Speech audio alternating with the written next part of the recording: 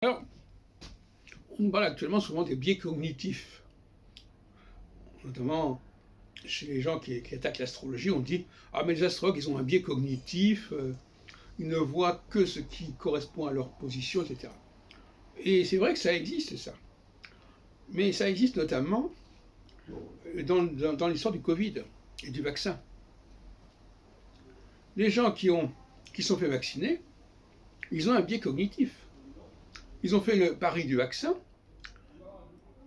ils en ont tiré toutes les conséquences, et bien entendu, tout ce qui peut aller dans le sens du vaccin, ils vont l'intégrer, ils vont le recevoir. Ce qu'on appelle un biais cognitif. C'est-à-dire que ça ne veut pas dire pour autant que ça marche, mais il faut que ça marche. De la façon qu'en astrologie, les gens qui font de l'astrologie, qui dressent le thème, etc., il faut que ça marche. Et donc on va faire en sorte que ça marche.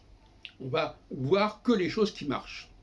On l'a vu par exemple avec André Barbeau, qui a des biais cognitifs absolument énormes, qui est décédé depuis peu, mais quand il y a un fait qui ne correspond pas à sa théorie, ce fait, il n'existe pas.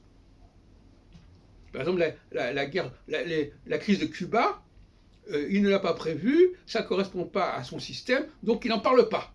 Ni avant la crise, ni après.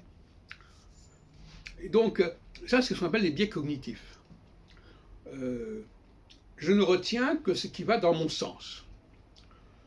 Et en astrologie, il est très fort ce biais cognitif, aussi bien au niveau de la pratique de l'astrologie, et aussi bien des gens qui apprennent l'astrologie et qui aussi auront un biais cognitif pour que ça colle, pour que leur vie colle, pour que leur image colle avec leur thème, en tout cas ce qu'ils en ont compris, parce qu'ils peuvent aussi réinterpréter le thème en rapport avec ce biais cognitif. Enfin, tout ça est évidemment lié.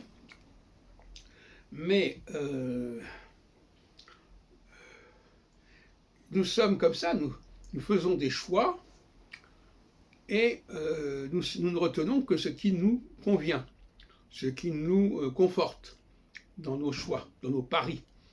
Et donc par conséquent, à propos des sondages d'opinion, en tout cas à propos de la Covid-19, il est évident que ce qui va au secours de la théorie vaccinale, c'est tous ces gens qui se sont fait vacciner et qui n'ont pas envie de reconnaître que ça ne servait à rien. Pas à grand-chose.